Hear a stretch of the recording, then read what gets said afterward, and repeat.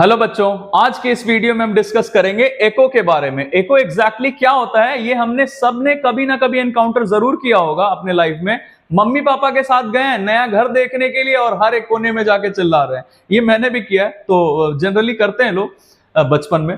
तो हमें मजा आता है कि हमने वो साउंड प्रोड्यूस किया, एक बार तो सुन लिया, दोबारा फिर से वही साउंड सुनने को मिलता है हमें।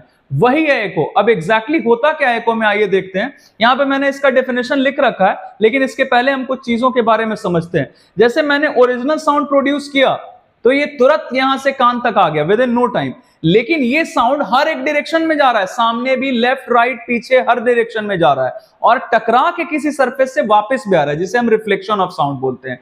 Just like reflection of light takes place, वैसे ही रिफ्लेक्शन ऑफ साउंड भी होता है। जो दो लॉज हमने रिफ्लेक्शन ऑफ लाइट में पढ़ा है, वही दो लॉज रिफ्लेक्शन ऑफ साउंड के लिए भी ओबेड होता है। तो ये साउंड गया और रिफ्लेक्ट होकर हमारे कान तक आया तो दोबारा, लेकिन हम उसे साउंड को अभी फिलहाल दोबारा नहीं सुन पा रहे, क्योंकि यहां पे रिफ्लेक्शन ऑफ साउंड हो रहा है लेकिन एको नहीं हो सकता है। एग्जैक्टली इसका रीजन क्या है ये देखते हैं। परसिस्टेंस ऑफ हियरिंग, हमारे ह्यूमन ईयर्स का एक कैपेबिलिटी होता है कि हम अगर कोई भी साउंड सुनते हैं तो उसका इफेक्ट हमारे कानों में 0.1 सेकेंड तक रहता है। अगर ये टाइम इंटरवल खत्म होने के बाद कोई दूसरा साउंड हमारे कान तक आया, तब तो हम डिस्टिंग्विश कर सकते कि हाँ, हमने दो अलग अलग साउंड सुना है। और अगर ये 0.1 सेकेंड बीतने के पहले ही दूसरा साउंड भी आ गया, तब हमें पता ही नहीं चलेगा कि हमने एग्जैक्टली सुना क्या है। वही यहां पे हो रहा है हमारे साथ। हमने साउंड प्रोड्यूस किया, फटाफट सुन लिया, और ये जो साउंड जाके इस वॉल से मान लेते रिफ्लेक्ट होके आया है मेरे कान तक, लेकिन अभी तक ओरिजिनल साउंड का इफेक्ट खत्म ही नहीं हुआ था। मतलब ये 0.1 सेकेंड का टाइम इंटरवल बीतने के पहले ही साउंड वहां से रिफ्लेक्ट होके हमारे कान तक आ गया, तो हम एको नहीं सुन पा रहे हैं, है ना। एको हम कब सुन पाएंगे, आइए देखते हैं। जैसे मैंने यहाँ पे एक फिगर रखा हुआ है, अगर यहाँ पे ये पर्सन है, ये साउंड प्रोड्यूस करता है, his the source of sound, यहां से साउंड को जाना है और साउंड यहां से जाकर और फिर इस क्लिफ से या कोई भी सरफेस हो सकता है जिससे टकरा कर और वापस आए, तब तक कितना कम से कम टाइम बीत चुका होना चाहिए, 0.1 सेकेंड का।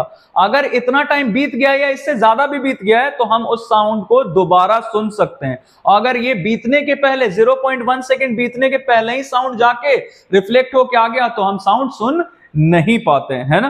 तो ये आइए डेफिनेशन देखते हैं क्या लिखा है। It is the repeated sound heard after reflection from a distant obstacle. क्यों बोला है? क्योंकि थोड़े दूर पे रहना जरूरी है ऑब्स्टेकल का, मतलब रिफ्लेक्टिंग सरफेस का। और ये हम सुन पाते कब? When the original sound ceases, मतलब ओरिजिनल साउंड का इफेक्ट खत्म हो चुका है। सिंपल सा डेफिनेशन है हमारा, है ना। अब आइए यहां पे देखते हैं कुछ ऐसा कंडीशंस है जो हमसे पूछा जाता है एग्जाम्स में, 10th के बोर्ड्स में भी आता है, स्कूल के एग्जाम्स में भी आता है कि ये अगर हमें एको सुनना है तो क्या क्या कंडीशन जरूरी होना चाहिए। सबसे पहला कंडीशन ये जरूरी होना चाहिए कि ये जो हमारा सरफेस है, रिफ्लेक्टिंग सरफेस, उसका साइज साउंड के वेवलेंथ से ज्यादा होना चाहिए। ये हमारा यहाँ पे सेकंड पॉइंट लिख रखा है हमने ऑलरेडी। देखते हैं इसके अलावा भी क्या क्या पॉइंट्स है। ये हमारा सेकंड पॉइंट, जो रिफ्लेक्टिंग सरफेस, इसका साइज किससे बड़ा होना चाहिए? वेवलेंथ ऑफ साउंड से। दूसरा चीज, जो ओरिजिनल साउंड हमने प्रोड्यूस किया है उसका इंटेंसिटी, उसका अमाउंट सफिशिएंट रहना चाहिए ताकि रिफ्लेक्टेड साउंड जो हमारे कान तक आ रहा है वो ऑडिबल हो। अब जरा आप सोचो, हम अगर किसी क्लिफ के ऊपर खड़े और हम धीमे आवाज लगा रहे, मतलब साउंड एनर्जी बहुत कम प्रोड्यूस किया है। अब ये साउंड जाते वक्त एयर कुछ फ्रिक्शन ऑफर करेगा तो कुछ साउंड एनर्जी का लॉस हो गया। फिर जिस सरफेस से टकराने वाला है वहां टकराने पे कुछ ये भी अब्सॉर्ब कर लेगा साउंड एनर्जी को, तो वापस आते आते पता चलेगा कि साउंड एनर्जी इतना कम हो गया, साउंड एनर्जी का इंटेंसिटी अमाउंट, कि हमें वो सुना ही नहीं दिया, है ना। इसलिए जो ओरिजिनल साउंड हम प्रोड्यूस कर रहे हैं यहां से, वो सफिशिएंट रहना चाहिए, इंटेंस एनफ रहना चाहिए ताकि रिफ्लेक्टेड साउंड हमें सुनाए दे। And last but not the least, सबसे जरूरी कंडीशन हमारा क्या है, ये एक न्यूमेरिकल के हेल्प से हम इसके बारे में समझते हैं। इसी से हमारा दो काम हो जाएगा, कंडीशन भी हम समझ लेंगे और हमारा न्यूमेरिकल बनाने का तरीका क्या है, पूरे एक्सरसाइज का, एको का आपका वो क्या तरीका है वो हम देख लेते हैं। जैसे यहां पे एक मैंने फिगर अगेन बना के रखा है। साउंड यहां से प्रोड्यूस किया है इसने, इसको जाना है डी और फिर टकरा के वापस भी आना है डी, मतलब टोटल डिस्टेंस इसको कितना ट्रेवल करना है? 2d।